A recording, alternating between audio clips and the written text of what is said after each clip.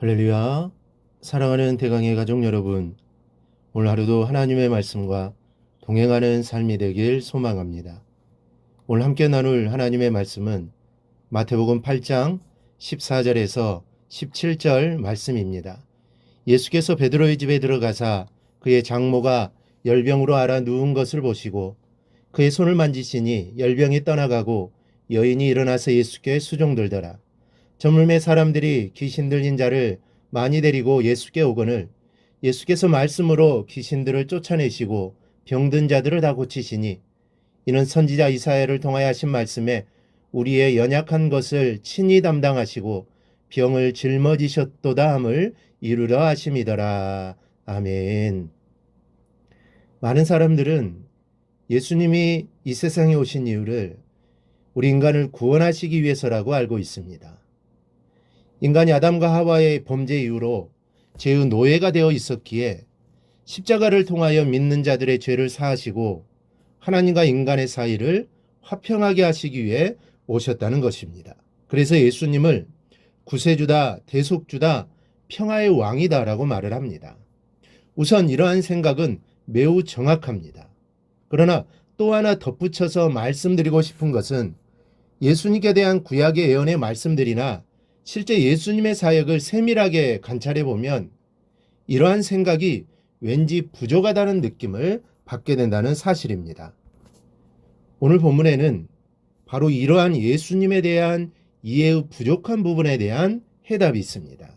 17절을 보면 이는 선지자 이사야를 통하여 하신 말씀에 우리의 연약한 것을 친히 담당하시고 병을 짊어지셨도다 함을 이루려 하심이더라. 본문에서 예수님은 베드로의 장모를 열병으로부터 고쳐주셨고 수많은 귀신들을 말씀으로 쫓아내어 치료해 주셨습니다. 또한 성경 여기저기를 보아도 예수님께서 병자들을 치료해 주시고 또 힘들고 가난한 자들과 함께 지내시는 모습을 우리가 어렵지 않게 찾아볼 수 있습니다. 이러한 사실들에 대한 해답을 오늘 본문이 주고 있는 것입니다. 바로 우리 연약한 것을 친히 담당하시고 라는 말씀입니다.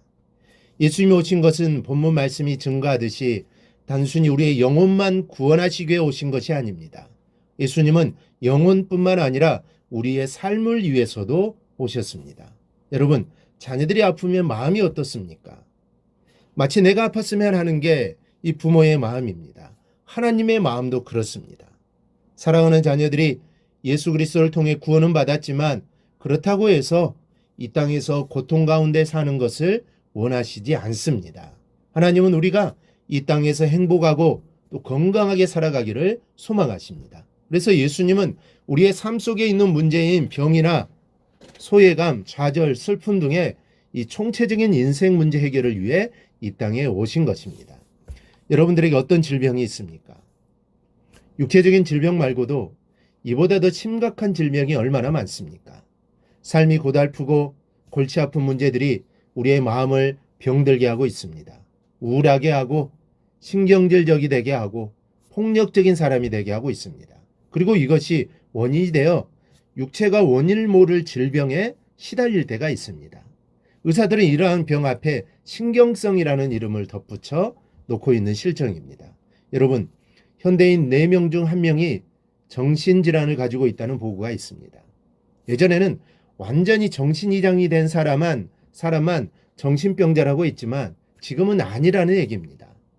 사람의 정신이 병들 수밖에 없는 요인이 너무 많아서 언제 어느 때 이성을 잃고 비정상적인 행동을 할지 모르는 시대에 우리가 살고 있다는 말씀입니다.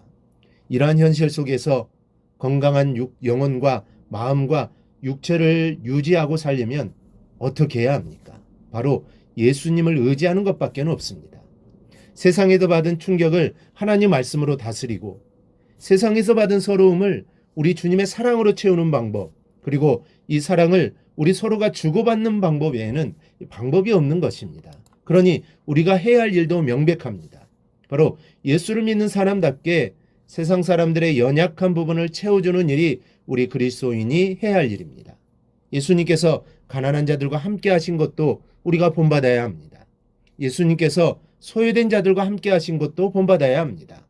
누리고 즐기기보다는 위로하고 힘주고 돕는 것, 이것을 우리 그리스도인들이 마땅히 해야 할 일입니다. 주님이 그렇게 하셨기 때문입니다. 주님은 왕궁에 거하지 않았습니다. 높은 사람들과 함께 하지 않았습니다. 주님은 가난한 자, 병든 자, 죄인들과 함께 하셨습니다.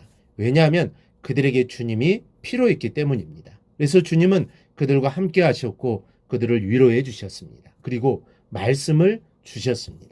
그러니 우리도 할 수만 있다면 주님처럼 살아야 할 것입니다. 작지만 나의 도움이 필요한 곳에 나의 도움을 줄 수 있는 삶을 살아야 할 것입니다. 이러한 삶이 바로 주님의 제자다운 삶입니다.